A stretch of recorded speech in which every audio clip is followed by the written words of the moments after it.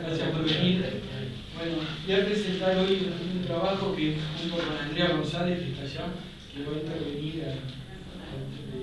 invitar a intervenir cuando creas conveniente, Andrea, con Leonardo Iacobones, Santiago Llamas y Martín Rossi.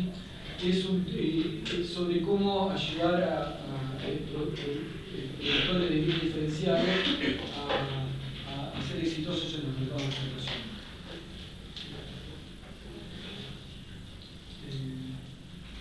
Bueno, la motivación la voy a hacer bastante rápido porque es bastante simple la motivación. Como acá le presento a Juan Pablo, que ha sido ayudante AREI central en la confección de este paper, así que también va a intervenir. No sabe nada de él. Y me va a ayudar cuando no sepa responder una pregunta empírica.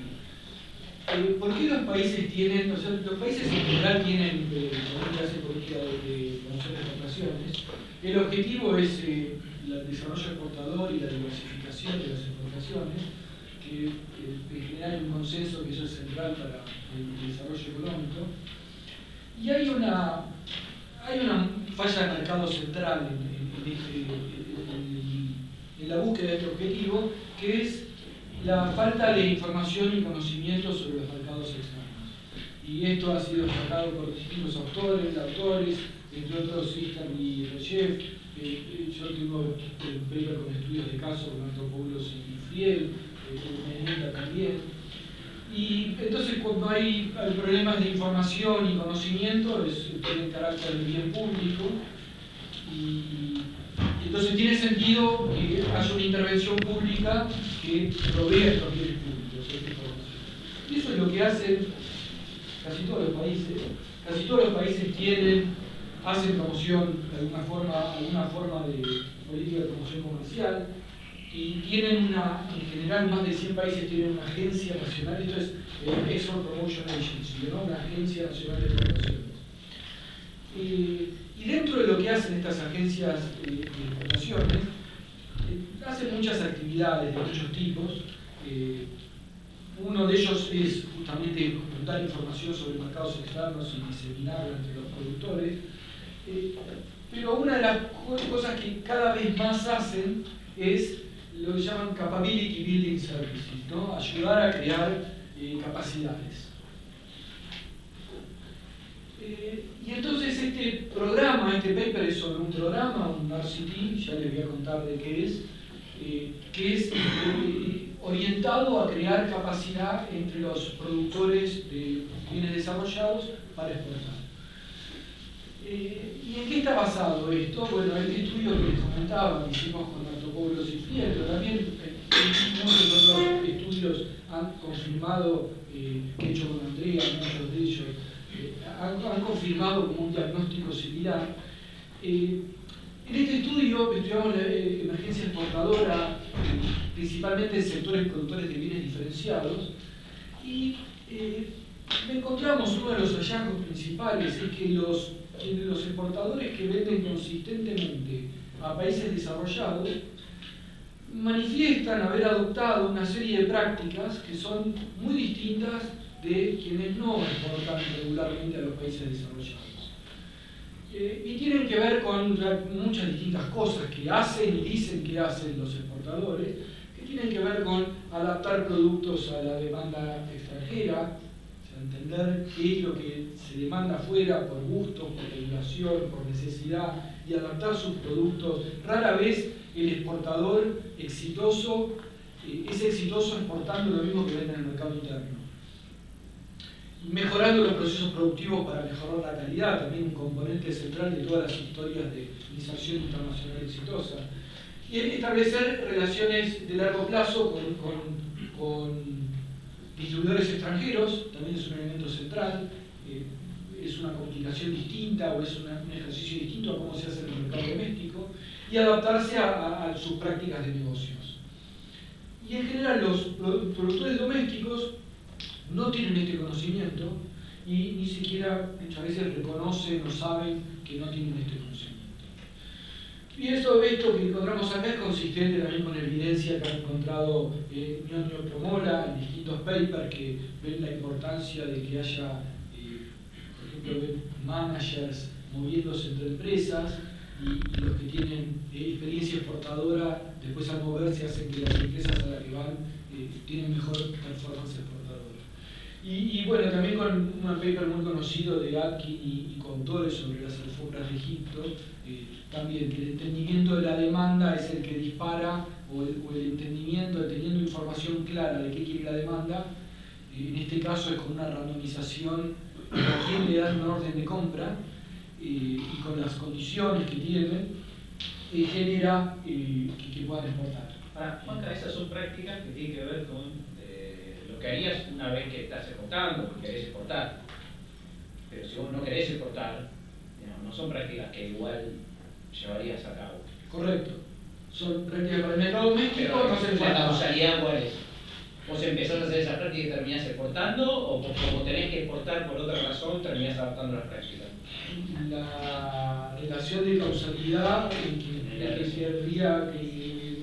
creo que es vos tenés una dificultad para entender qué habría que hacer para exportar, por eso no adoptás esas prácticas, porque no tenés el conocimiento de qué es lo que hay que hacer para exportar, no adoptás esas prácticas. Como no las adoptás, no exportás. Pero alguna oportunidad tiene que haber, tiene que estar en tu cabeza la posibilidad de exportar. ¿Sí? De reconocer la posibilidad, a verlo como una oportunidad concreta, que te va a disparar, que vos cambies un montón de cosas para poder exportar, hay un trecho grande. Y un poco este programa busca un poco conectar eso, ¿no? Saltar esa brecha. Entonces, me gusta porque este es un seminario que tiene tiempo, por suerte, espero que tenga tiempo, entonces les puedo hablar.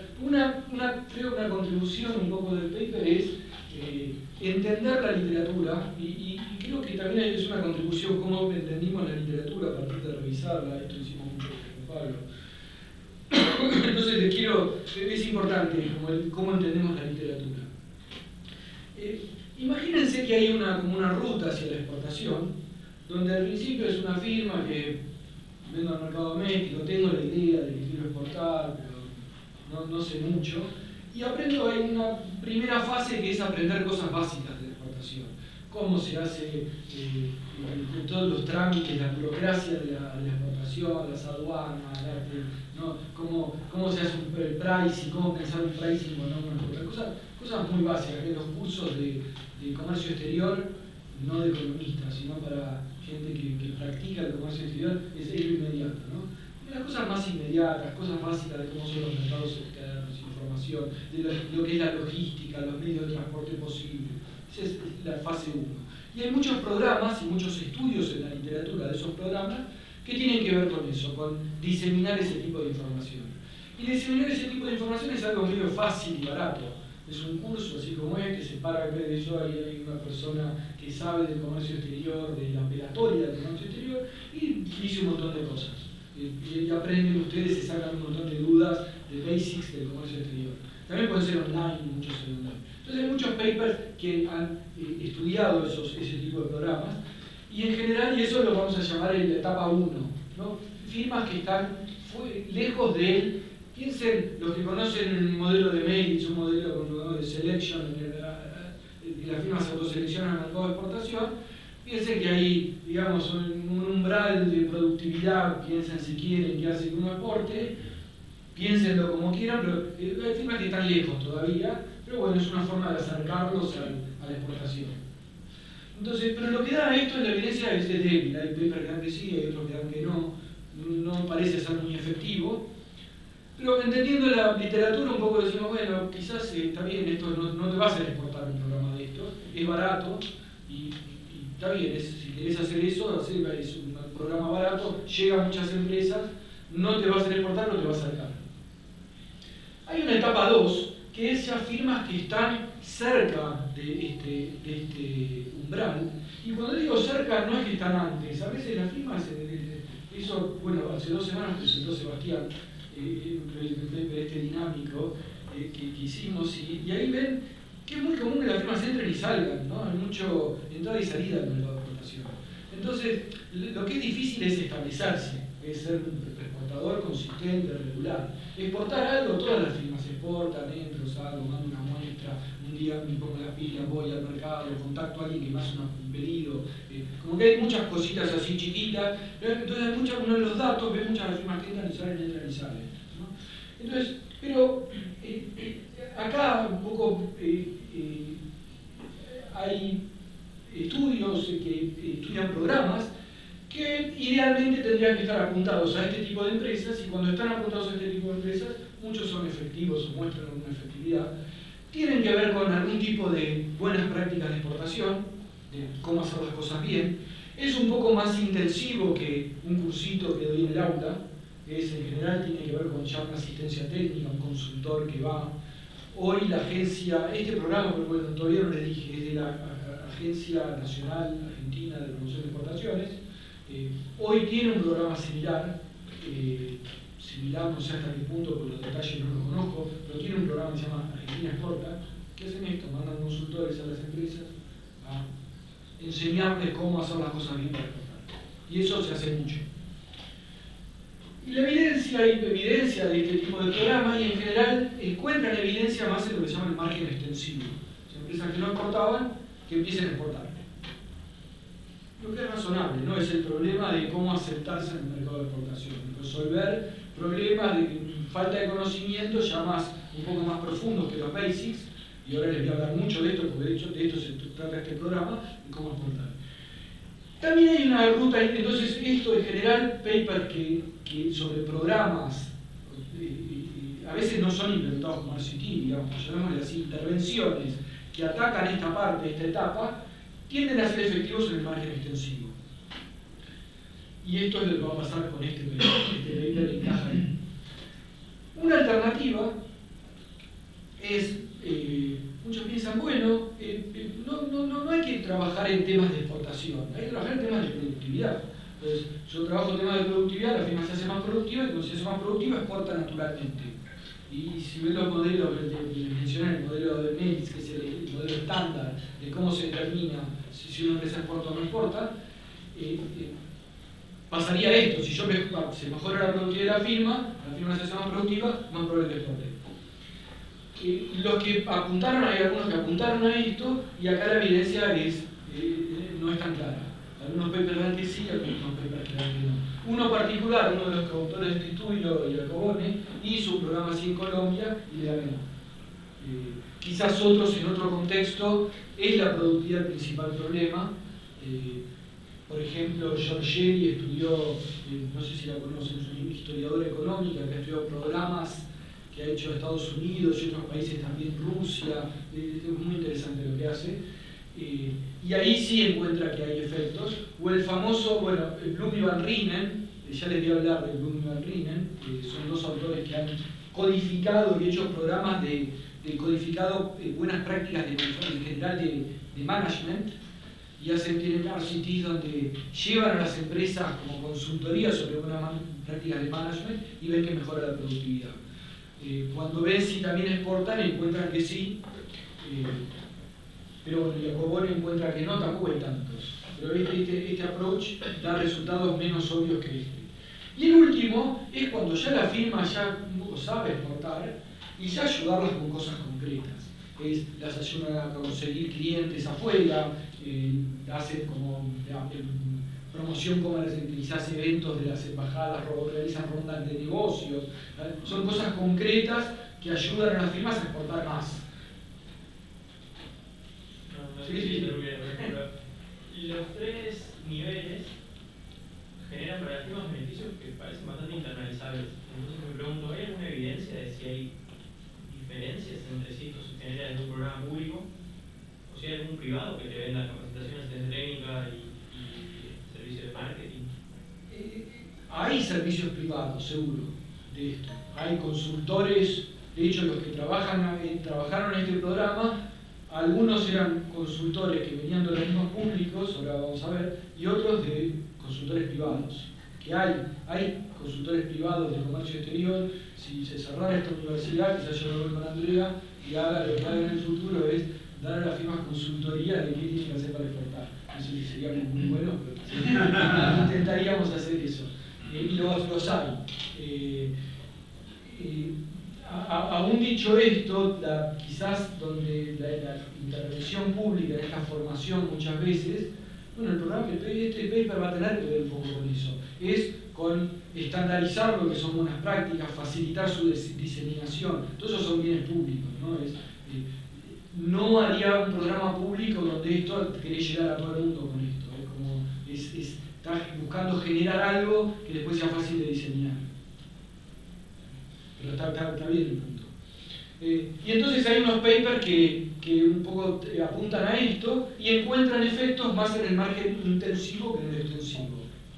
Lo que quiero mostrar acá es la razonabilidad de que hay distintos tipos de programas que apuntan a distintos tipos de firmas o firmas que están en distintas etapas en su ruta exportadora y que obtienen efectos distintos. Para la que está recién al principio, programas de capacitación básicos, baratos, que no cuestan mucha plata, tampoco van a hacerlas exportar. Van avanzando, ayudarlas a cómo entender el negocio exportador por exportación y plantearlo, saber cómo plantearlo, cómo encararlo bien. Y ya son prácticas más intensivas, más caras. Y por último, ya ayudar en la milla final, digamos, cómo conseguir clientes. Ya sé exportar, pero bueno, después hay que hacer el trabajo de conseguir los clientes, hacer eventos. Entonces, por ejemplo, muchos países ayudan a hacer eventos en las embajadas donde vienen los potenciales exportadores o exportadores, pero tratan de traer clientes, y todo eso tiene una característica de bien público, que por eso se mete la promoción comercial de cada país a trabajar eso. Este paper es un RCT, un RCT es un Randomized Control Trial, o sea, aleatoriamente vamos a hacer a estas firmas, a un grupo de firmas se les va a dar el tratamiento y a las otras no, ya les explico cuál es eso, de que tiene que ver con construir capacidades de exportación.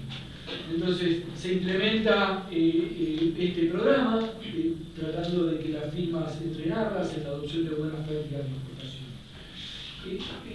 Las buenas prácticas de exportación, codificamos nosotros 20 buenas prácticas de exportación.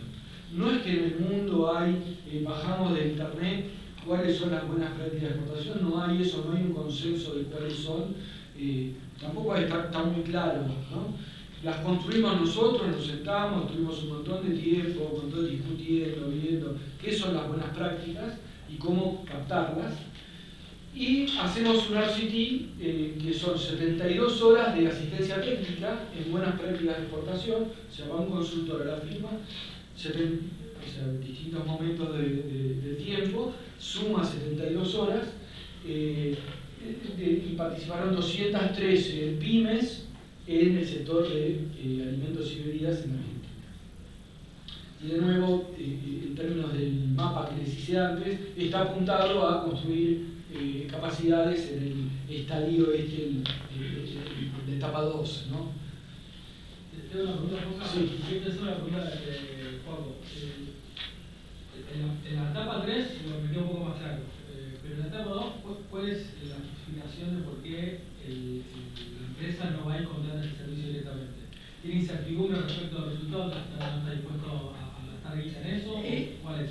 Hay distintas justificaciones. Una es, lo que vos decís es siempre en el mercado de la consultoría hay un problema, que es ¿a quién le creo? Yo como firma. ¿Cómo sé qué es lo que me vas a dar vos? ¿No? Si yo te voy a comprar esta mesa, la mesa de Avero, sé lo que es, y cuando te la compro ya más o menos sé lo que estoy comprando. En la consultoría no sé muy bien qué es lo que estoy comprando. Entonces, muchas veces los organismos públicos tienen una credibilidad que el consultor privado no tiene. Eso podría ser una. Otra es que el contenido de lo que se quiere transmitir no está bien trabajado. No se sabe, hay consultores que más o menos, pero tampoco, quizás tampoco saben tanto, no está fácilmente diseminado ese conocimiento.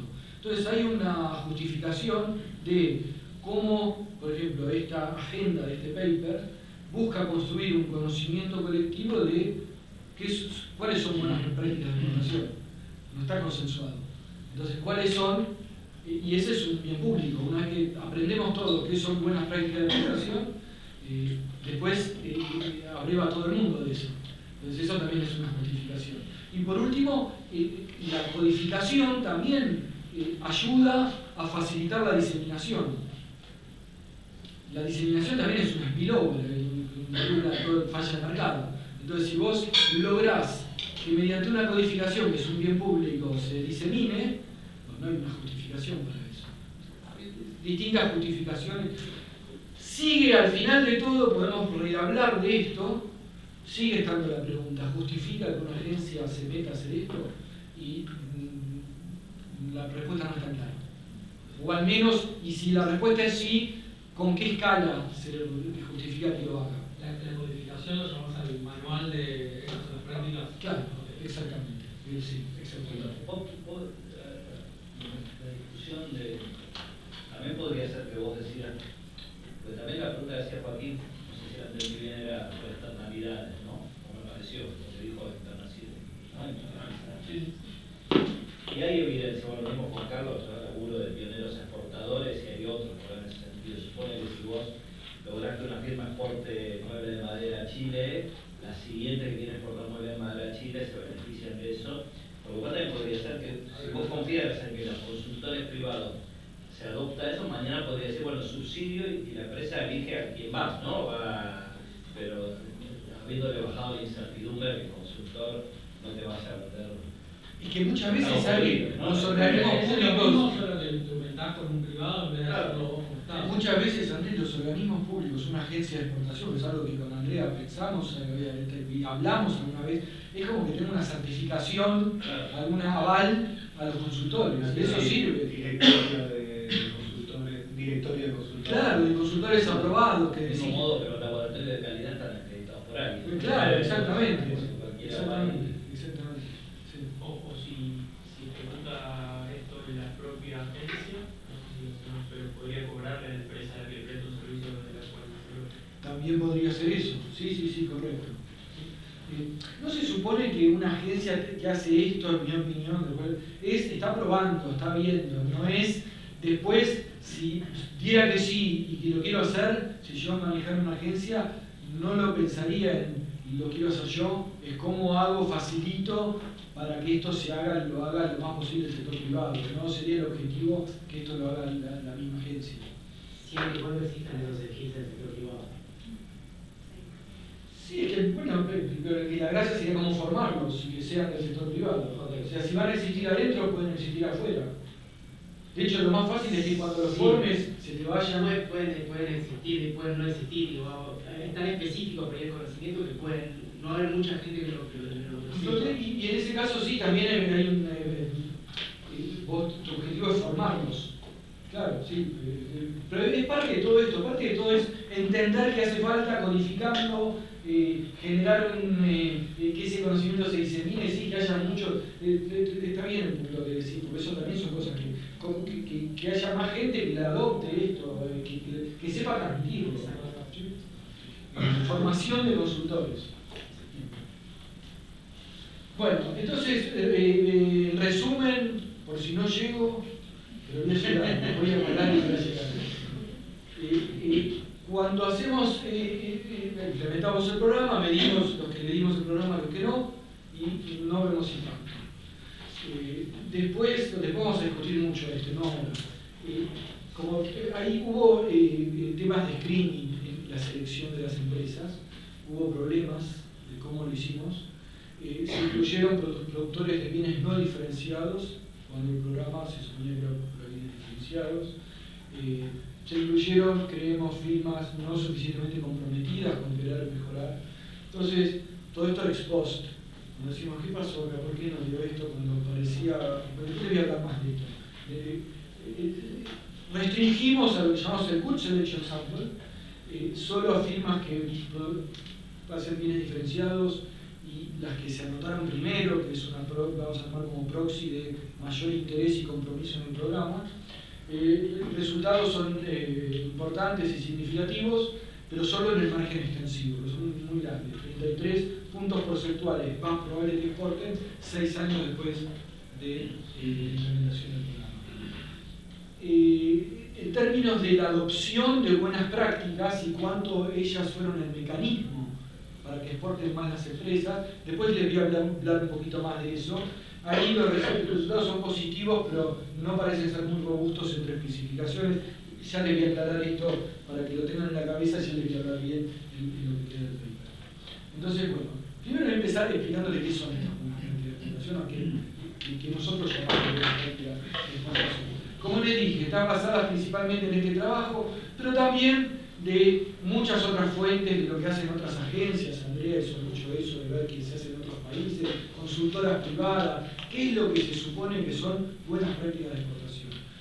Nos sentamos y llegamos a 20 cosas que decimos son buenas prácticas de explotación.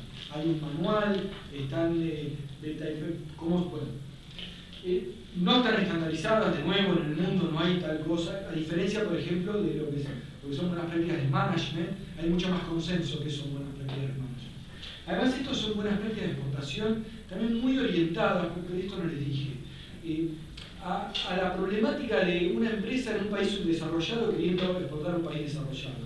Quizás estas prácticas, para un país, una empresa en Alemania, queriendo exportar, muchas de estas cosas no son relevantes, porque ya estas buenas prácticas las tienen en lo que necesitan hacer para vender al mercado interno. Se aplica más, entonces menos todavía ese consenso de qué son buenas prácticas de exportación, pues son muy específicas a una problemática particular de estándares de consumo y de prácticas comerciales y de demandas de calidad en países de ingresos medios, que son mucho menores a los países de ingresos más altos, y cuando quiere exportar se enfrenta con una traba de que la calidad no es suficiente, que sus prácticas de negocios son inconsistentes con lo que se hace en el mundo, y entonces que tiene que cambiar esas cosas, y que quizás no sabe que las tiene que cambiar y se choca con eso. No están internacionalmente reconocidas, no es que vamos con estas 20 y todo el mundo, sí, son las 20, es algo que definimos, estamos en este paper, digamos. De hecho lo definimos en un trabajo anterior que hicimos, esa codificación. Y no están, no es algo que es diseminado globalmente. Son 20, las agrupamos en 7 áreas de prácticas, tienen que ver con estrategia, con identificación de mercado y segmentación, diseño de producto y adaptación, producción, comunicación. Por ejemplo, dentro de este área hay práctica de segmentación de mercado. Uno de los problemas es que las firmas salen afuera y no entienden el mercado y no lo tienen segmentado. Segmentar el mercado es decir, yo entiendo un mercado y el mercado lo corto de cierta manera. Es un trabajo que hace quien quiere vender, no es algo que existe a priori en marketing. No es algo que muchas veces es común al assessment de muchos. Entonces, yo tengo que decir, esto lo corto con, estos son los que compran de tal manera, estos de tales ingresos o con tales gustos, de los jóvenes de tal cosa. Yo lo tengo como vendedor, tengo que entenderlo, cortarlo y saber a cuál le voy a apuntar y con qué posicionamiento. Entonces, market segmentation es uno, quizás la definición del posicionamiento es otro. Son todas distintas prácticas. Que el que exporta, lo hace. No es que nosotros lo decimos la teoría de cultural en las oficinas. Es el trabajo de campo de haber visto los que exportan qué dice que hacen. Y son cosas que acá, quizás, cuando venden al mercado interno, más naturalmente lo hacen, no tienen que hacer el ejercicio explícito. Como conocen el mercado interno, lo tienen en la cabeza, no tienen que sistematizarlo tanto y lo resuelven con intuición, quizás. Se los lleva al extremo, nunca están así. Cuando tienen salida al mercado externo, es algo desconocido, si no tienen el ejercicio bien hecho, en general falla. Entonces, ¿podemos decir que estas son buenas prácticas para empezar a exportar o para seguir exportando o para las dos? Para las dos diría yo, ¿no? Porque sí, para empezar claramente, pero después tenés que mantener y el mercado siempre cambia, entonces siempre tenés que estar... este es para establecerte en un mercado, de exportación. En la parte de producción, una de las prácticas obvias es el aseguramiento de la calidad, es un basic. En distribución es construir confianza con el canal de distribución. Los exportadores a esto le dan una importancia central. El que exporta todo el tiempo hace un trabajo explícito de quiero tener un distribuidor con quien establezco relaciones de confianza y hace muchas cosas para ganarse esa confianza, cosas que ustedes no se imaginan, ya sabiendo que es un tema. El que no ve esto, no habla de esto, no hace esto, quizás no consigue el distribuidor. ¿Qué cosas hace? Muchas cosas. Claro que sí.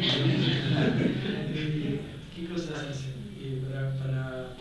No, en principio buscan un par, o sea, lo central es buscan un partner. O sea, no están buscando, quizás el rol del distribuidor en el mercado externo es en general mucho más importante que el rol del distribuidor en el mercado interno. Porque te guía mucho más en ese mercado, sobre los gustos, sobre la competencia. Entonces, en general siempre están buscando un distribuidor que es medio partner. Y tienen muy en claro, el que exporta, como tienen muy claro que eso es central. Y entonces, ven del otro lado que te pueden desconfiar de que no les vas a cumplir, de que te vas a ir con otro, de que no te, si sos, ¿cuánto van a invertir en tu producto? Porque un distribuidor también se la juega a empujar tu producto cuando podría estar trabajando con otros productos. Entonces, ¿cuánto vos también estás comprometido con el esfuerzo exportador para que el distribuidor se la juegue con vos? Todo eso lo entiende ya y te transmite eso, ¿viste? Yo soy alguien confiable, quiero estar acá, quiero que vos seas mi partner. Las formas después son miles, pero como que ese es el punto central. La intervención. Esto fue ejecutado por la Agencia Nacional de Exportaciones con la Secretaría de Comercio, que es donde estábamos Andrea y yo. El Banco Mundial también apoyó. Se hizo entre marzo de 2017 y diciembre de 2019. Tuvo un alcance nacional y fue gratis. El fue gratis es importante, porque muchas veces en este tipo de programas se recomienda que no sea gratis. No ser gratis resuelve uno de los problemas que tuvimos acá, de tener firmas no comprometidas. Lo que pasa es que cuesta conseguir para un RCT donde uno necesita un volumen de firmas importante, cuando no es gratis es un trabajo enorme conseguir firmas que estén dispuestas a pagarle a la agencia nacional. Tiene que tener una reputación esa agencia que la nuestra no tiene. Entonces, hicimos foco en este sector, más que nada para tener foco, para que sea más fácil la formación de los consultores, que haya problemáticas más comunes, solamente para eso. Ustedes no les tengo que decir, conocen, acá es un sector importantísimo, hay 14.000 productores, en general no exportadores, solo 4% de los productores en el sector exportan continuamente. 93% nunca exportaron, pero en alimentos, que productores de cualquier cosa, de galletitas en un pueblo, quizás, que jamás pensarían que van a exportar. Hicimos muchas acá, si tienen preguntas, acá es Andrea la que va a poder responder bien todo esto. Muchas actividades de diseminación, eventos, entrevistas de radio, llamados por teléfono. Después voy a hablar más de esto. Como hubo un esfuerzo grande de a la firma decirle está este programa, anótense. Y eso fue problemático y de eso después voy a hablar más. Ahora les digo como los basics.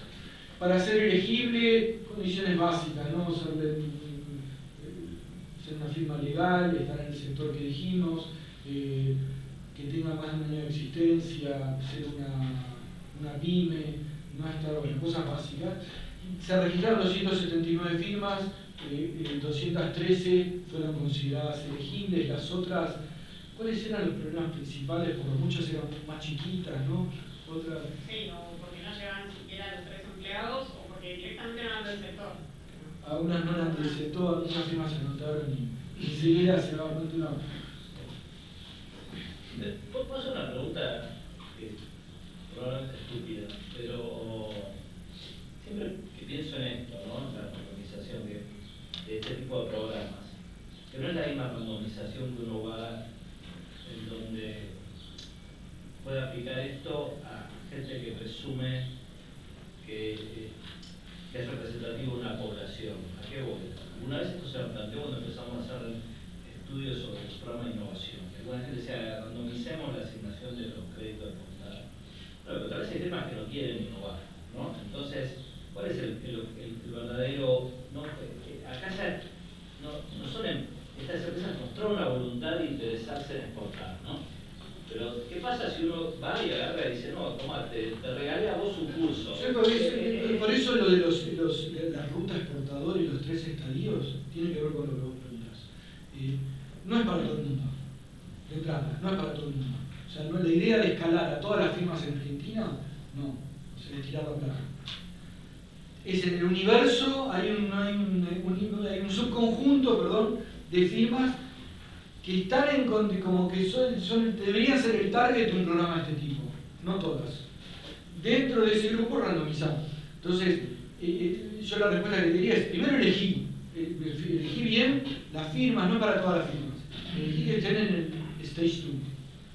Y lo otro sería para hacer firmas del Stage 1. Claro, yo diría eso, sí. Eso es la respuesta que, bueno, como Andrea, hace poco hicimos nos preguntaron de una agencia provincial y le dijimos organizarle de esa manera. No todo es para todo el mundo. En Colombia, en ProColombia, habían hecho una escuela, que llamaban. Entonces, había como también un mapping, ¿no?, de tu estadio a el tipo de programa. Entonces, al principio venís, sí, porque quiero exportar, porque me gusta, ¿qué hago? Mirá, hay un cursito acá, ¿ves? Cursito, te mando, te derivo a alguien con quien tengo hablado, subcontratado, quizás para que no todo haga la agencia. En Colombia lo hacían con no sé si lo siguen haciendo, con las cámaras de comercio, las cámaras de comercio municipales o regionales, y ya tenían contratados eso, que les mandaban a las empresas y les daban cursos de capacitación básico. Una vez que se graduaban de la escuelita, ahí sí los empezaba a atender ProColombia con distintos programas, llamémosle targeteadores, para ese tipo de cosas. Eso es CBC, digamos. ¿Cómo? Un CBC, nomás. No, CBC, claro, exactamente. Pero eso que parece de tanto sentido común y tan obvio, no, en general no lo hacen las agencias, no lo tienen ni claro, no lo piensan así. Sigue pasando. Esto que digo, hoy la Agencia Nacional tiene este programa Argentina Exporta, imagino que se lo da a la firma que sea. Y el gobierno de Alberto hizo el desafío exportador también, similar a esto, yo lo he pasado en esto en una medida. Y también, mirá, yo creo que el problema es gastarse un montón de plata en consultores, que van a empresas, hay que pagarles un montón, que como esto es un programa caro, es tirar la plata, ¿cómo decía la chancha? Es tirarle Margarita de los Chanchos. Margarita de los Chanchos. Se dio un poquito de eso, sí. Perdón, si se acuerdan, el año pasado presentó acá Nicolás de Pepe y Chopin también sobre un estudio similar a este, y lo que le pasaba, de hecho, habían hecho un randomized control trial sobre empresas a las que les daban un curso de lo que vendría a ser hasta el primer nivel. Y si no recuerdo mal, hasta habían encontrado que para algunas empresas enfrentarse a esa información era negativo, como que las enfrentaban con cierto peligro o muchos costos y eso era porque estaban dándoles información a empresas que no tenían ningún interés en. Por eso digo, por eso cuando mostré el Stage 1 estaba ese paper es uno de los citados. Es eso, es barato y quizás te ayuda, la empresa sabe lo que es y no perder plata para una empresa que no esté interesada. Nosotros un poco cometimos también ese error, antes de lo que decís vos, es parte de lo que es este paper, es eso, es un poco cometer ese error, de darle a empresas que no habría que haberle dado. Juan Carlos, ¿qué es esa sigla AIC? Es la Agencia Argentina de Inversiones y Comercio Internacional. Es nuestra Agencia Nacional de Exportación. Una muestra cabal del caso actual que tiene en nuestra política de desarrollo productivo, una agencia que tendría que ser punta de lanza de la política productiva. En su momento creo que la Fundación Exportar tenía más marketing. Tenía más, sí, pero también hacía más. En la época de Isondo. Es una randomización estratificada, son de 213, 107 firmas fueron un sorteo, fueron asignadas al tratamiento, 106 al grupo de control. Y después les voy a hablar un poco más de los problemas que hubo ahí. Un problema central fue que la rapidez, la urgencia a llegar las urgencias también dictadas por la política, digamos, de llegar rápido con el número de empresas para poder hacer esto. Y eso trajo problemas que ya voy a hablar en detalle en lo que sigue la presentación. La estructura del programa imita... ¿Qué significa control? Ya te lo conté la otra vez, pero ¿qué hicieron? ¿Te mandaron a la casa?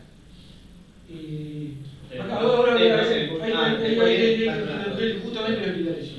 ¿No? Hay tres fases en el programa. Esto replica este estudio famoso de Bloom y Van Riemen, en vez de buenas prácticas de exportación, pusieron como buenas prácticas de management en la India. Un estudio famoso que dio lugar a una literatura enorme sobre cómo es meterse en la caja negra de la productividad. Es decir, muchas veces la productividad que son, bueno, no tener buenas prácticas de management. Y entonces mandan a McKinsey a que a ciertas firmas textiles les enseñen cosas básicas de management, de los stocks, cómo hay que manejarlos, los incentivos laborales, las relaciones laborales, cosas ABC, y muestran que la productividad sube. Entonces, ¿cómo es esto? Tiene una primera fase que es un diagnóstico. O sea, esas 20 prácticas generamos un instrumento de diagnóstico para hacer un scoring. Cada una vale 5, 20 por 5, 100. Del 0 a 100 se califica antes del programa a todas las empresas que participan cuánto puntúan en cada práctica. Y eso lo hacen los consultores. Después viene el programa en sí. Que a la mitad se les da que va al consultor 72 horas, les enseña las buenas prácticas, las distintas cosas, a la otra mitad no. Y después al final se les vuelve a preguntar a todas sobre la adopción de buenas prácticas. Entonces esto es no solo para ver, vos podrías la etapa 1 y 3 olvidarte de eso y en algún punto, como algo nos salió mal y debía querer convencer, queremos directamente 2. No hace falta 1 y 3. Pero 1 y 3 te permiten ver si la mejora en la performance exportadora de tu programa fue por la adopción de buenas prácticas. Entonces eso es lo que hacen ellos y esto replica esa estructura. Entonces el take-up fue la baseline, la primera encuesta, lo tomaron 183 empresas de las 213, el treatment 77, 83 de las 107 y el follow-up 153 de las 203. O sea, 70% hicieron las dos encuestas. Era autodeclarativa el diagnóstico inicial. No, fue un consultor, Okay. mucho tiempo, estuvo, Okay. o sea, no me acuerdo, eran 9 de verdad, pero quizá ni cerca ahora. Al final eran 3 entrevistas de promedio, 3 horas cada una. Y el follow-up también, volvía al consultor a ver. El follow-up era más rápido, un poco porque las empresas ya conocían Sí, las preguntas, y porque el consultor también estaba mirado con el instrumento, entonces el follow-up quizás en 3 horas más o menos se hacía. Andrea estuvo a cargo de toda la organización de toda esta movida y no vino Vero Robert, no está, que ella también tuvo, como ella en su equipo, hicieron el follow-up, estuvieron a cargo también de controlar toda la logística de los consultores, yendo a hacer el follow-up. Perdón, y algo más que hizo el equipo de Vero, que era controlar la calidad del trabajo de los consultores, porque escuchaba muchas de las entrevistas para ver que lo que puntuaba en cada práctica se correspondía con lo que estaba relevando el consultor. Bueno, lo primero fue el diagnóstico inicial. Cada consultor fue un training de 16 horas. Esto era, ¿no? Había un manual, nosotros los formamos a ellos, muchos, o sea, eran gente que sabía, no eran novatos, eran gente que sabía. Distintas formaciones, había gente vos recordás, había gente del INTI, gente privada, consultores de la Ministerio de Agricultura, ¿dónde más había? De la agencia misma, o sea, consultores privados que trabajaban mucho con la agencia.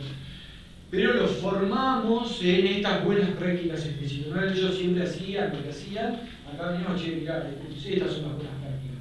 Tiene un parecido con lo que vos haces siempre, pero tiene esto otro. Ahí estuvimos involucrados directamente en eso, en la formación. Después,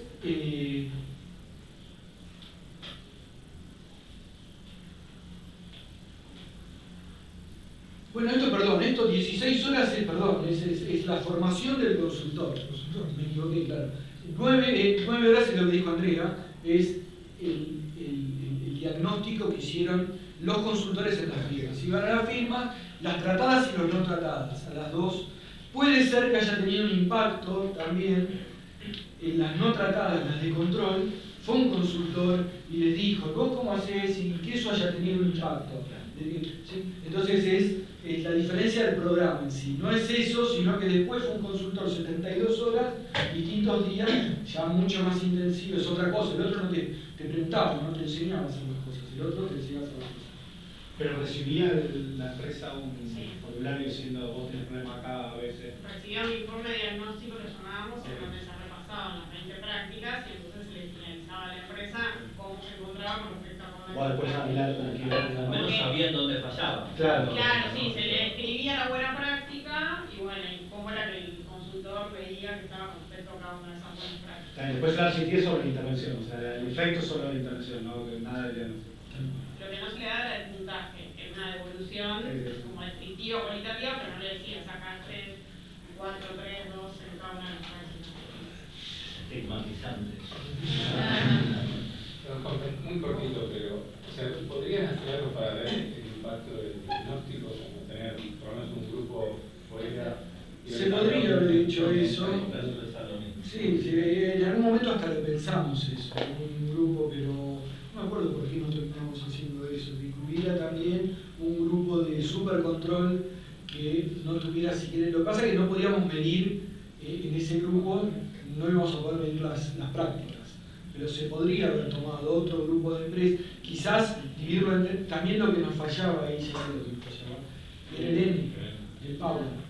Porque si tenías que dividir, nos costó, y ahora vas a ver lo que nos costó llegar a las firmas que participaron, si había que dividir en 3 ahora esos grupos, perdías power. Entonces como que no había power para eso. Joaquín. Sí, por ejemplo, no sé si hace a los resultados, pero hay empresas que, hablando de un par de llamadas telefónicas, se anotaron, esperaron llegar al formulario, pero 9 horas respondiendo el survey, y después no les tocó el tratamiento. ¿Y fechas? ¿Tipo de explicación de las prácticas? ¿O se les avisó, bueno, no le tocó? A ella se acuerda de los detalles, Andrea te puedo decir, pero no era un tema, es un tema complicado ese, ¿no? Que se enojen, cómo decir, cómo justificar que el Estado a uno le dan, los otros no. No, de todas maneras, sí a todas se les informaba que era un programa con estas características y de hecho a todas las empresas inscritas y aceptadas se las invitó al momento en el que se hizo el sorteo ante el privado público, porque todo eso tenía que quedar registrado. No hay ninguna, nota de honor, pero bueno, todas fueron avisadas, tenemos previsto todo como para que si algún desconfiado quería, bueno, o cuidadoso, no sé, no tiene por qué estar desconfiado, pero no participaron y después sí recibían el mail con resultados. Eso también, no estaba eso también, decirles que para un futuro se íbamos a ver de tener plata en un futuro para sí, poder se les decía eso, sí, exactamente. Fue claramente. Compromiso posible.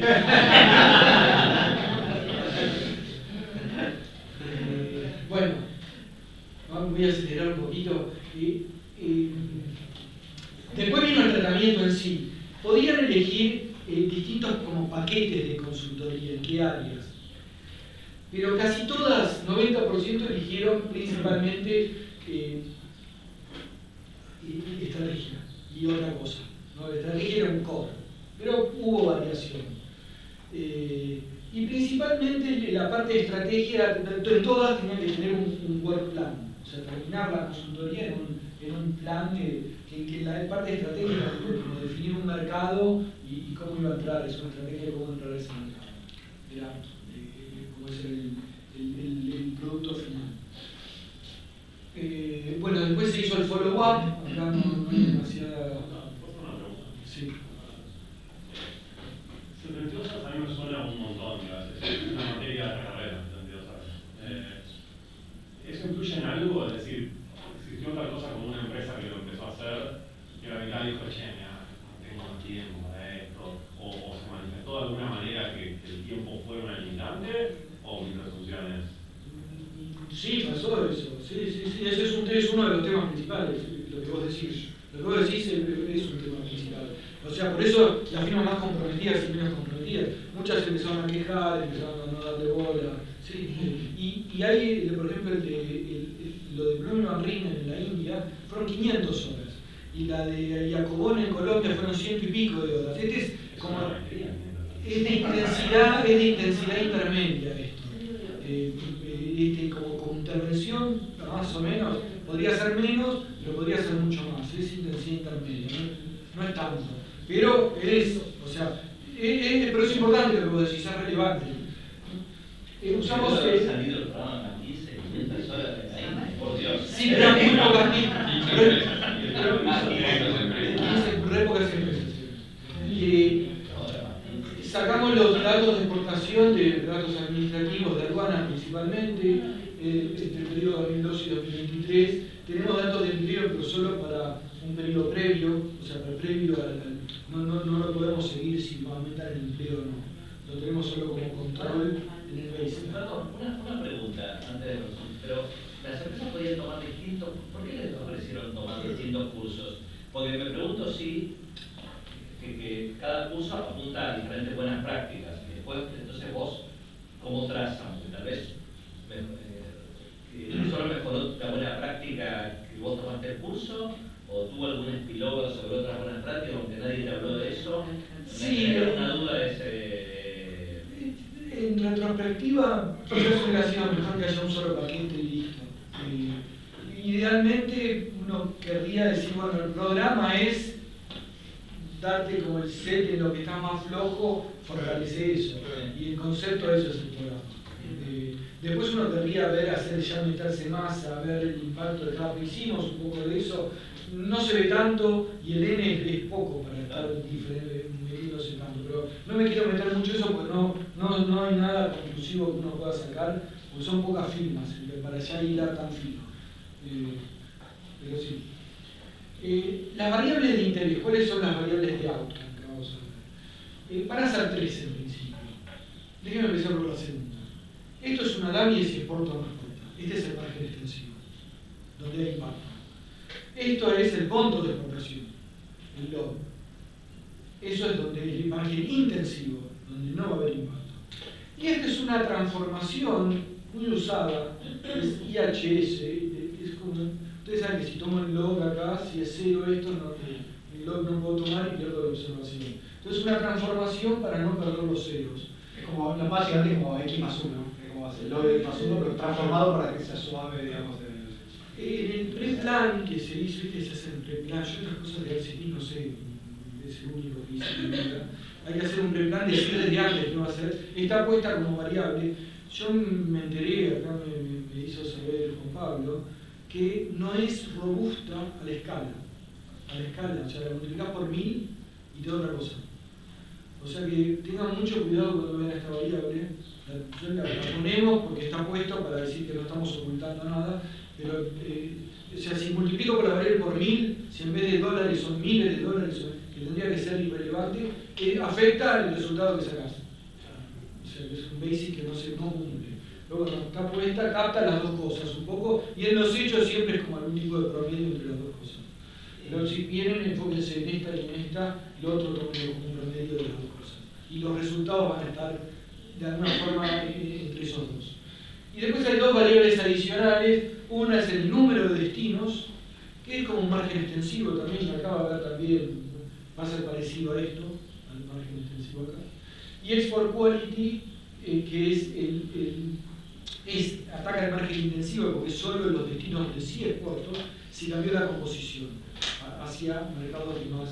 Y acá no vamos a ver mucho impacto. Ya les estoy contando todo el resultado. Export es la variable digamos, que está a la izquierda de la ecuación. Correcto. Lo pueden haber tomado por ecuación alternativamente y no haber tomado el logaritmo. Sugerencia metodológica. Para no obsesionarla con el logaritmo del coma 1. Pero eso lo que hace el margen intensivo es eso, es una DAMI que es 0,1. Ok, no, pero me refería al punto 3, a log de export value. Digo, para no tomar logaritmo de x más 1, porque tenés 0, sí. Puedes estimarlo por ecuación y no tenés que tomar logaritmo. Puedes tener 0, puedes tener 0 será muestra, nada más, comentario mío. Es más de la estimación econométrica, no te digas eso.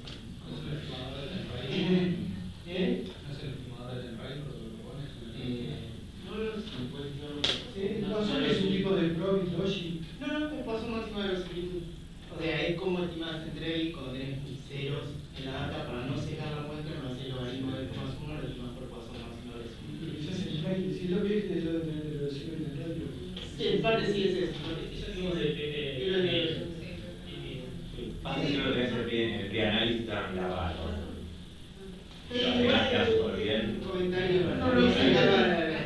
perdés la interpretación de la elasticidad, no, pero lo estimás, como pasó lo estimás con elasticidad, la interpretación después es con elasticidad, sí. Yo vi que hice todo eso. Yo no quería mirar los barrios, pero digo, no, la estimación es elasticidad. Por ahora, si eso va bien, otra cosa te van a dar bien. Sí, yo Pero no entendí que me decía así del reino, no entendía. Sí, este reino, pero no entendía.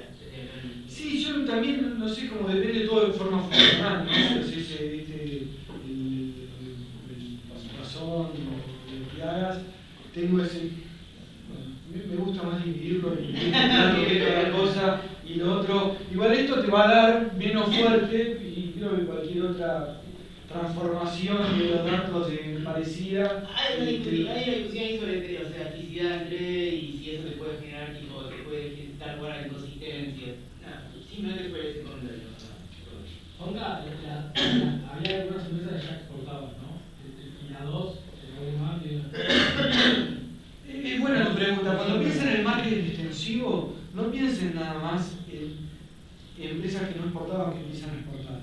También piensen, por ejemplo, dos empresas que exportaban, una tratada y otra no, es más probable que la tratada siga exportando y de hecho una parte importante del efecto viene de eso. O sea, es tan fuerte que dos que no exportaban, una empieza a exportar, como que las dos que exportaban sobrevive más la tratada. Perdón, ¿es por la calidad de exportación es más? ¿Sería como la calidad del país al cual exportás o no? Eso. Ah, no es como la calidad del producto en sí mismo. Ah, ok. Es eso, sí. Bueno, datos descriptivos, en general está balanceado. Donde no está balanceado, y esto va a ser un tema importante, es en las prácticas. ¿Qué pasó?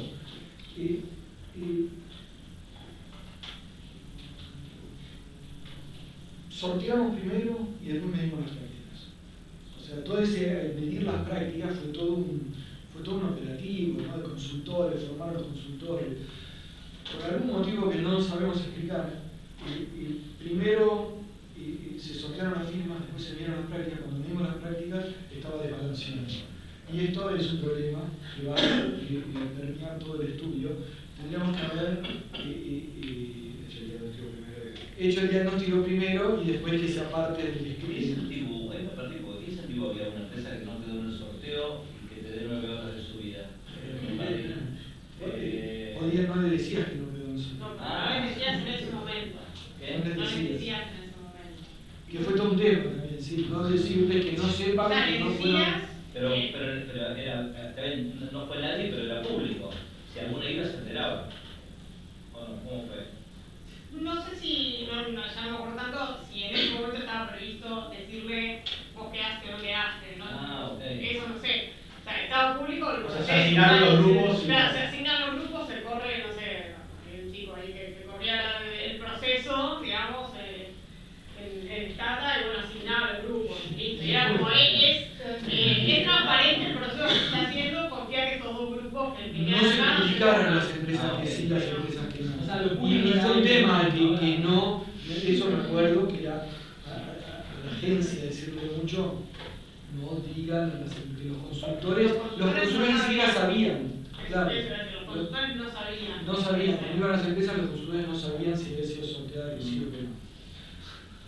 Perdón, Juan, una pregunta. Decías que ese desbalance puede ser porque sorteaste antes. No, pasó porque pasó, pero si hubiéramos pedido las prácticas primero y después estratificado de acuerdo al puntaje, no hubiera pasado esto. O sea, podríamos no haber tenido este problema. Ese error de diseño. ¿Cuál es el desbalance? No, me perdí también cuál es el desbalance que se da. Las empresas de control tienen mucho mejor score en las prácticas que las empresas de tratamiento. Así, random, las que quedaron asignadas al control resulta que sus prácticas eran mejores que las de tratamiento. 53 contra 44. ¿Pero no puedes considerar eso en los resultados finales? Sí, se considerará, pero ya verás que no No, es pero digo, llega una aritmética que puedes usar para calcular. Preguntarle a Gabriela, hay problemas de estadística, hay muchas consideraciones y a veces no puede dar la respuesta que entonces, ¿cómo es la especificación empírica? Usamos una ANCOVA. Entonces, acá es un cross-section, donde tenemos I es la firma, este es una DAMI 1.0 si fue tratado o no, y estas son variables de control, donde el control son el número de empleados, el salario promedio, y esto es lo principal, es lo que sea el outcome, si es la DAMI que se importó o no, o si es el monto de exportación, es esa variable en el baseline, o sea, desfasada, la guiada. ¿Sí? Está controlado por eso. Entonces es como que tengas un IT y T-1, digamos, pero es un cross-section. Y alternativamente, por robustez, los mismos resultados en un diff y diff. Entonces les voy a mostrar las dos cosas. Dan muy parecidos, en la parte de las prácticas es donde era distinto. Estas prácticas tienen que ver con esto que les acabo de decir. Resultados para la muestra completa. Todo acá, que vemos distintos gráficos, medio rápido, no pasa nada. Vamos. Para ver. Esto es la participación de exportaciones, o sea, la DAMI de si exportar o no, tratamiento y control cada año. Ustedes esperarían, el programa se terminó de dar acá en 2019, podrían esperar quizás algún efecto en 2019, justo nos tocaron también años de crisis, de 2018-2019, después vino la pandemia, bueno, pero igual no se ve mucho, se ve una diferencia acá, quizás, pero bueno, esto gráficamente es esto. Esta es la variable principal, el margen extensivo. Véanlo.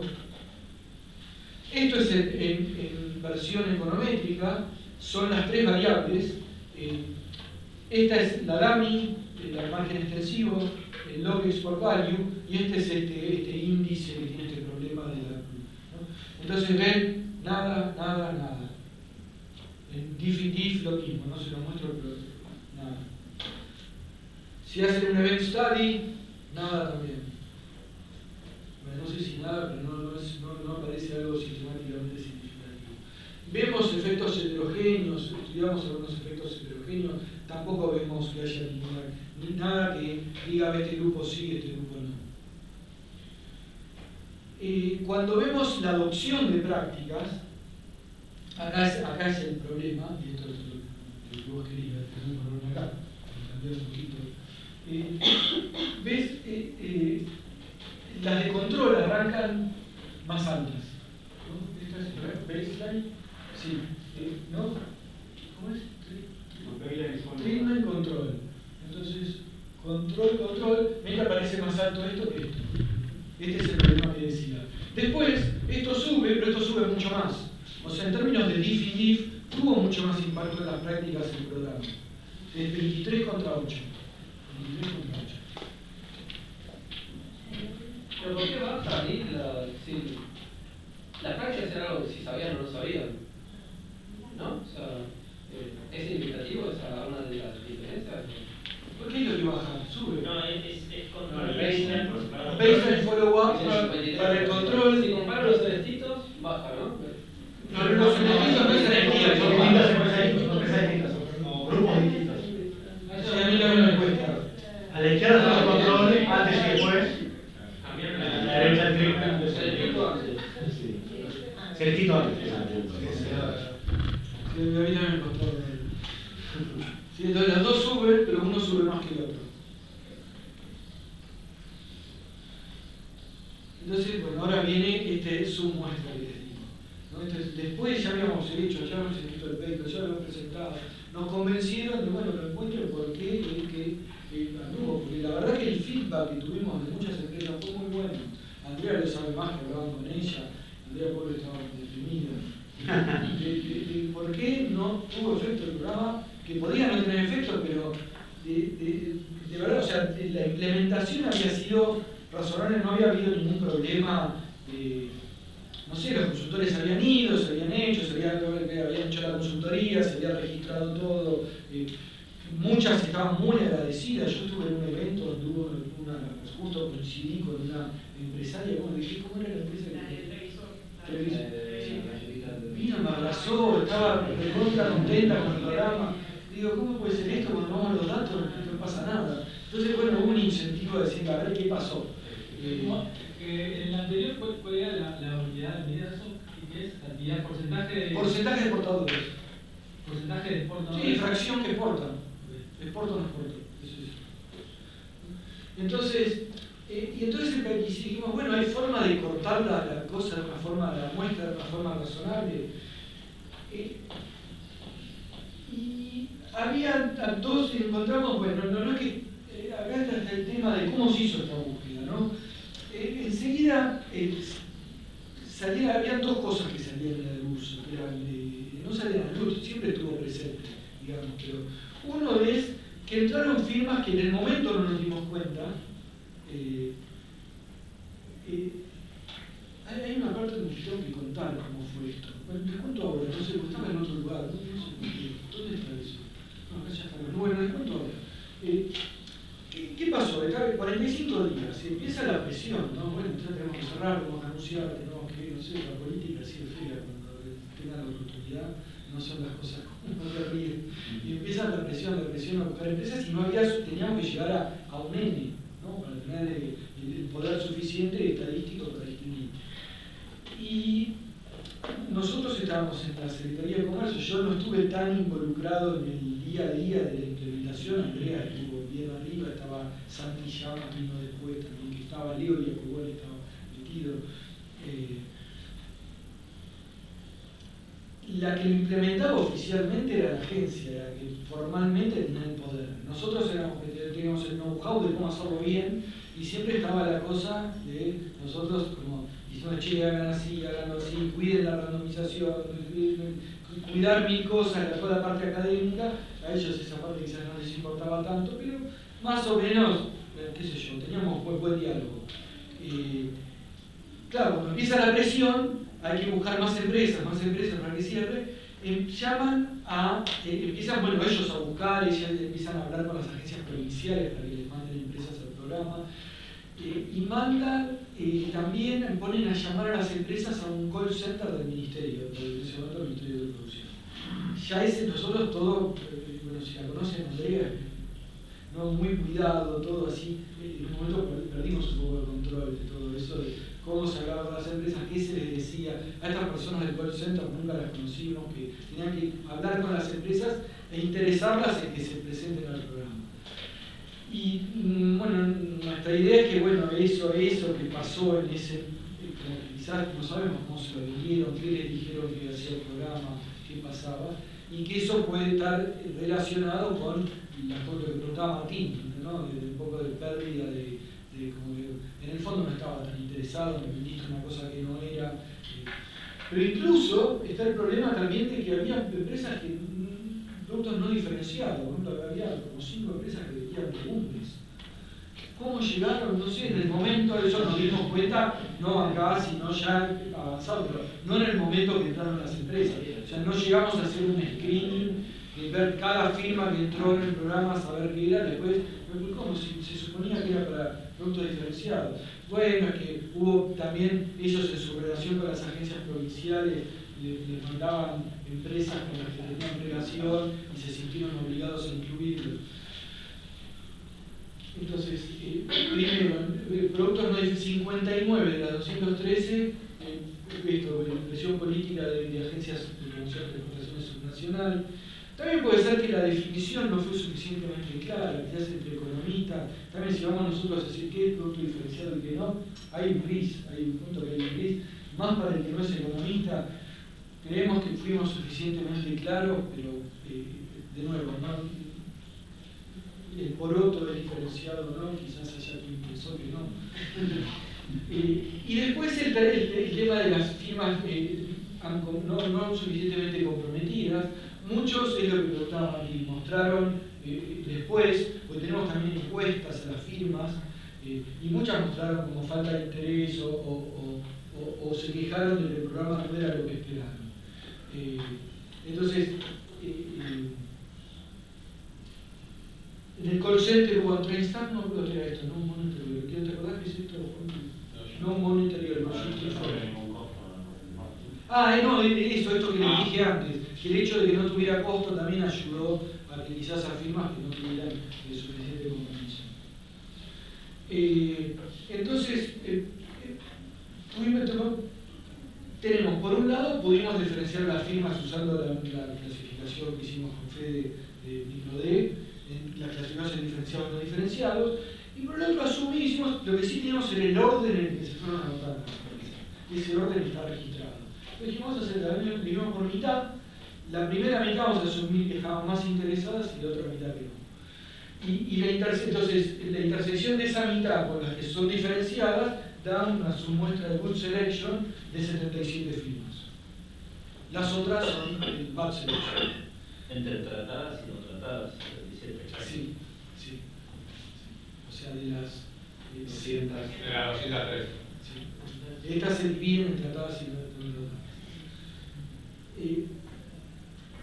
Cuando vemos ahora la participación en el mercado exportador, o sea, si exportan o no exportan, ahí vemos, este es el resultado que hicimos. Cuando nos restringimos a este tipo de firmas, good selection, vemos que el impacto diferencial del programa es enorme. Son 33 puntos porcentuales. Pero para la de control también bajaron, ¿no? Claro, desde Por razones que, no sé, o sea, la diferencia te da mayor, pero porque nosotros también bajamos. Fueron años malos. Fueron años malos y además tenés esto de, o sea, no, como el paper que vimos el otro día. Parte del resultado no bajaron las azules. Claro, pero pensá, Pablo, del paper que presentó de la familia. O sea, es muy probable que empresas que están exportando mueran. O sea, la probabilidad de morir no es trivial, digamos.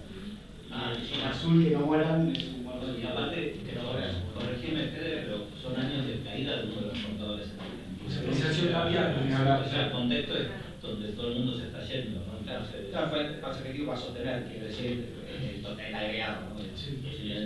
Igual que como eso está controlado por efectos fijos de cada año, no podemos decir nada con respecto a eso. O sea, lo que podemos ver es el diferencial. O sea, no sabemos qué provocó, quizás hubo fuerzas externas, apreciación cambiaria que hizo que bajara la exportación, pero contrarrestó. Cuando vamos a esto en los datos, en la econometría, el resultado, ¿dónde estaría? Este es el correlato del gráfico que les mostré, la participación exportadora. Entonces lo ven ahí, 37, 33, es la mayor probabilidad de exportar de la empresa tratada con respecto a no tratada, siempre que esté en el good selection. ¿Cómo es que hay 200 observaciones? Porque está controlado el good selection, o sea, están todas las observaciones y controlan por el good selection. Está. Cuando hacemos el margen intensivo, ahí no se ven efectos significativos, o sea, solo es el margen intensivo. Como siempre, este es el indicador feo, y bueno, también creemos que capta el margen extensivo menos fuerte que cuando uno está focalizado en el margen intensivo. Y Juanca, dentro del good selection, ¿les quedó parejito el tratamiento de control, la cantidad? Sí, está el good selection, no es exactamente diferente entre tratados y controles. No hay más good selection en alguno de los dos. ¿Y si haces un balance de test? Sí, se hizo. Sí. Sin embargo, good selection está asociado a una caída más allá del tratamiento. O sea, hacia adelante. Pasa que tenés que sumar los dos. Claro, tenés que sumar el good selection más el good selection increment. No, el good selection es el efecto de en ese año para las empresas good selection sobre la exportación que cayó. Claro, como que el resultado de eso sería las empresas good selection, o sea, diferenciadas, cayeron más en exportaciones en esos años que las no good selection. Este es el efecto de Pablo, digamos. Que claro, todo sí, es que está captando eso. Sí, COVID, todo. Sí. Cuando hacemos diff in diff, ¿cómo hago para ver esto? Con el mouse. No presupuesto para nada. No suma vitelas. El diff in diff da un resultado parecido. El otro era la significatividad un poco más fuerte.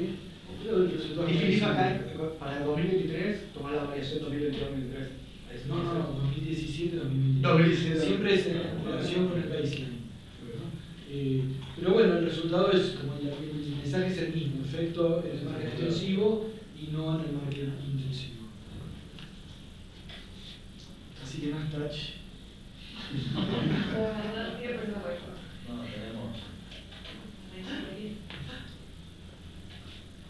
Esto es lo mismo, pero con el event study es muy parecido. Ven el efecto ahí, es el efecto más significativo.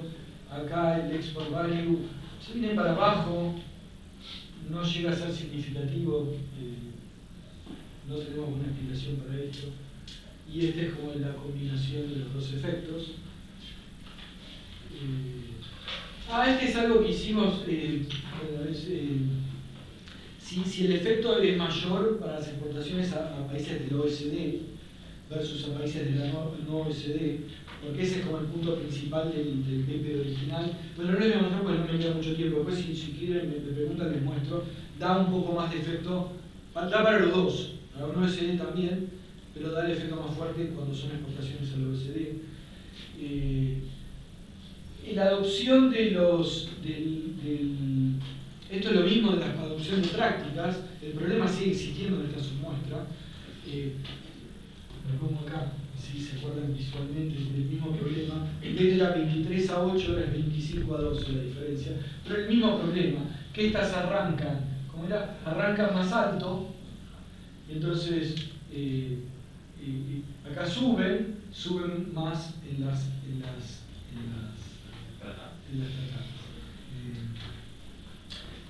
Yo no sé por qué no les mostré, no apareció eso, quizás no está. ¿Qué es lo que pasa? ¿Te acordás, Jorge, dónde está la regresión esta de las prácticas, la adopción de prácticas en general? Acá, sí, debería estar. Acá es esto, ¿no? Sí, es eso. Ahí tenés que apretar. Todo lo que tenemos. Cuando queremos ver si es significativa esa diferencia que ven visualmente, esto es ANCOVA. ¿Y dónde está el diff? Muy bien. Este es cuando usás como instrumento del tratamiento e instrumentás la diferencia en las prácticas, en la zona de prácticas. No sé si es lo que querías ver. Diff practices, Claro, es como el cambio en las prácticas que lo instrumentás por el tratamiento. No digo la adopción de prácticas. El gráfico decís. Sí, creo que estaba atrás. Bueno. No, esto ya sería lo último. No, digo ahí. GEPA Esa es para eso, GEPA adoption. Les quería mostrar esto. Vean esto, nada más, no nos entretengamos con esto. Veamos esto.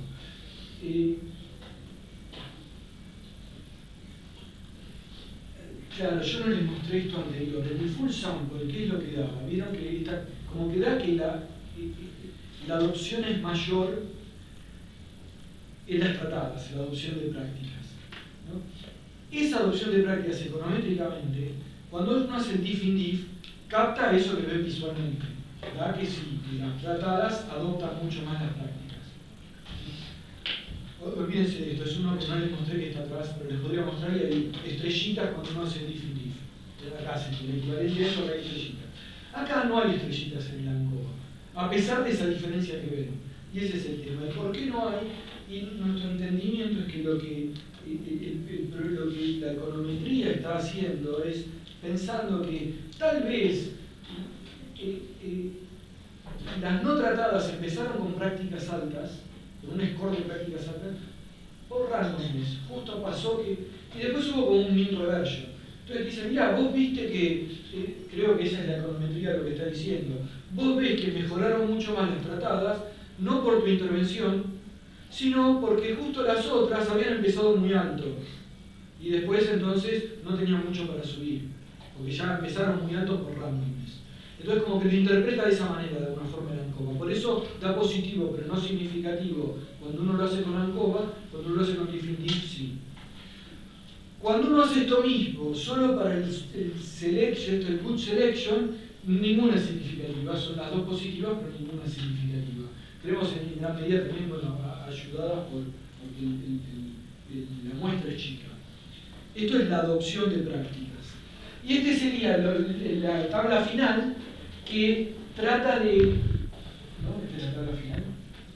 Sí, esta es la tabla final que trata de mostrar instrumental. O sea, nosotros que hicimos el reduce format, ahora les mostré. El outcome, si es porto o no es porto, si fue tratado o no. En ese resultado principal, en las barritas que uno muestra el impacto del programa, ese 33%, no importa la medición de las prácticas, no está metido en ningún lado. El ejercicio final, que más interesante, sería decir, bueno, el mecanismo fue la adopción de las prácticas. Entonces, ¿cómo haría uno? Haría eso. Regresaría el outcome, si exportó más o pasó a exportar, contra las prácticas instrumentadas por el tratamiento. Eso es lo que hace Bloom y Van Ryn. Y eso es lo que hacemos acá, y cuando uno lo hace así no encuentra resultados.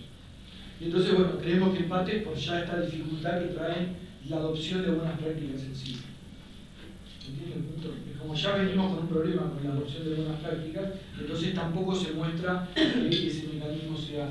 Hay un efecto positivo, pero no tiene significatividad, no tiene la magnitud que nos da cuando hacemos el reduce format. Pero eso quiere decir que la participación en el programa tuvo un impacto positivo, no porque las haya, no a través de la adopción de mejores prácticas, sino porque... Sí.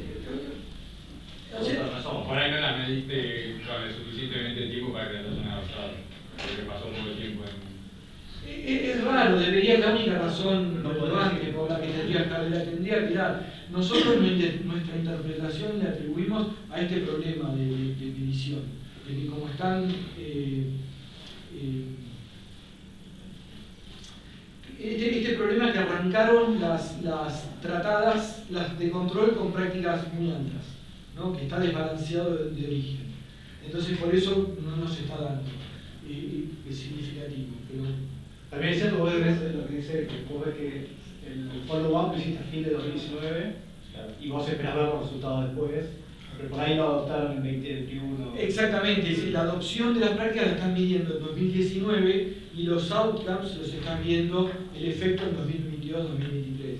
Quizás también es eso, que las prácticas tuvieron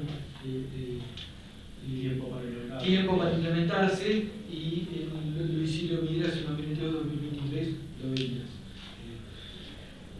Igual, o sea, el efecto principal es la administración del programa. Era más probable que exporten, mucho más probable que exporten que las que no recibieron el programa. No, yo no entendí lo de...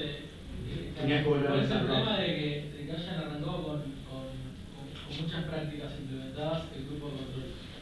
Porque no tiene mucho para subir y el otro que no tenía implementadas las prácticas y ahora las aprende tiene mucho para subir. ¿Cómo decimos, no? No sé si entendí el punto que decías de que el problema era que el grupo de control tenía muchas prácticas de movida. Desde el inicio buenas prácticas de movida. No tenía nada para aprender.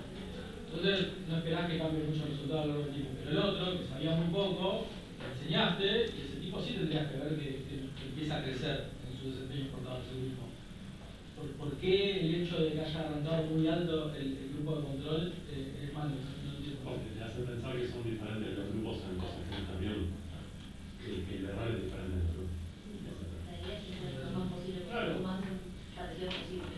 Entonces, si ya arrancan distintos de alguna cosa, capaz... Vos estás viendo observable, vos estás viendo que no sabemos si no observable que la diferencia separada de los dos. Capaz en el grupo de control las empresas tienen tal creencia de que exportar no sirve.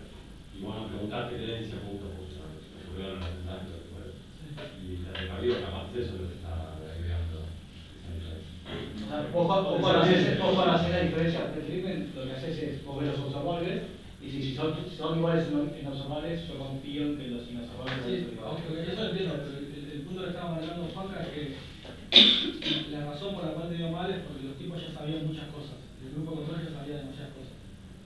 Y si al otro vos les enseñás cosas, porque haces los cursos, tendrían que aumentar el desempeño relativamente más que nosotros. Y peor si nosotros piensan que no. Pero eso es lo que pasó, ya en la adopción de práctica pasó eso que decimos. O sea, el grupo de tratamiento que arrancó más abajo subió más. Eso pasó. Lo que pasa es que aún así decir que no te da. Dije muchas cosas, ¿no? Pero una primera cosa dije en lo que es la interpretación de cuánto el programa afectó a las prácticas, la adopción de prácticas, no la exportación, es que una interpretación posible, mirá, que el programa no mejoró tanto las prácticas, no es que esa diferencia es que justo por algún motivo midió random, no es que fundamentalmente eran mejores, en esa cosa random que a veces es mejor, a veces te da peor, te dio mejor las buenas prácticas, la adopción de buenas prácticas de baseline, la original, del grupo de control. Y entonces, podría una interpretación posible ser, no es que justo que te tocó, los dos mejoraron igual las buenas prácticas, pero vos lo tenías, ponerle un error de medición, vos tenías un error de medición al principio del control, volvió al estándar. Entonces a vos te parece que creció poquito el grupo de control, pero creció mucho.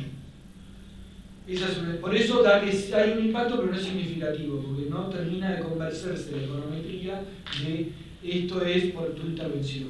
En cambio, cuando no controlas por el paso, haces solamente un diff and diff, entonces diff and diff te da positivo y significativo, la adopción de práctica. Bueno, entonces para terminar, ¿no? Bueno, el mecanismo, ¿no? Cuando explotó, tiene que ser esto es escrito lo que les acabo de decir. Explotamos el random assignment para evaluar el impacto del cambio de prácticas en los export outcomes y el resultado es positivo, pero no significativo, el efecto de adopción. Cuando queremos ver el smoking gun, ¿no? Que pasa por la adopción de práctica, vemos un efecto positivo y no significativo. Y claro, un punto, esto es lo que les dije, un punto central es que el valor del F es bajísimo, en el first stage, en esta regresión instrumental, donde haces el outcome en las prácticas instrumentadas por el tratamiento. ¿Eso? Entonces, el instrumento es un instrumento muy débil. Entonces eso explicaría por qué no da. Porque es la única razón posible, razonable, porque te da que el tratamiento tuvo efecto en los outcomes. Es a través de la adopción de buenas prácticas, es la única explicación razonable que encontramos, ¿no? Entonces, bueno, para terminar, son dos slides, déjenme que les diga los aprendizajes. Uno, que estas intervenciones funcionan si uno hay una forma de que funcione, si uno se implementa bien, pero esto fue bastante bien implementado, bastante prolijo, excepto al principio. La cagada estuvo al principio. Falta de control del proceso y entonces el impacto está limitado, pero si el impacto es limitado al margen extensivo, de nuevo, la probabilidad de exportar de una firma en el Good Selection tratada es mayor que la no tratada por 3 puntos porcentuales. Y el mecanismo presunto es las buenas prácticas, pero de esto, que hicimos todo para tener buena evidencia de esto y no la tenemos. Y lecciones, este es el último slide. Primero, esto que hablamos antes, ya discutimos, que el targeting de a qué firmas va un programa, tener en claro a qué tipo de firmas, no es para todas las firmas, es central. Acá tuvimos dos fallas, digamos, una diferenciado versus no diferenciado, no controlar suficientemente que fueran diferenciados y acá también como esto, que esto nos ayudó mucho a nosotros y también lo que hablamos también, que hablamos con gente del mundo de la exportación, esto de tener una ruta de la exportación y tener en claro que los programas no son para toda firma. Entonces, saber esto es un programa costoso. Este error, digamos, a gran escala, se sigue cometiendo, como les decía, sigue en el gobierno anterior y en este gobierno, sigue estando un programa donde van a cualquier firma, que ahora creo que se hace, en el anterior seguro fue así, y en este creo que siguen haciendo, hoy se llama Argentina Exporta, van a las firmas, le dan consultoría, no me queda nada claro que estén bien targeteadas las firmas. cómo eligen la firma. Yo creo que eligen firmas, que voy, digo, hice atendido ciertas firmas, les enseñé cómo exportar, no tenemos evaluación, no sabemos. El good screening es critical, hay varias formas de asegurarse el good screening, y eso también es una lección importantísima. Y también el tercer punto es algo que discutimos al principio, que tiene sentido invertir en estandarizar y codificar buenas prácticas de exportación, sean las que sean. Acá proponemos algunas, pero muchas gracias.